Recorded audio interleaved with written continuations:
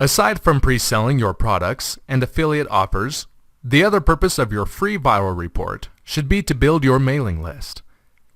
This is because if you are unable to pre-sell, let alone sell, the products and services featured in your free report, the last-ditch effort should be to collect leads. In short, if you cannot convert the reader into a ready buyer, you should then attempt to convert him or her into your subscriber. In that manner, you can still follow up with your reader on future offers and have a chance at converting him or her into your customer, preferably lifetime. You can do so by offering a lifetime update to your report or a unique notification list your reader will be interested in subscribing to, which leads to having him or her subscribed to your mailing list. One of the few success factors in viral marketing of your free report is quality.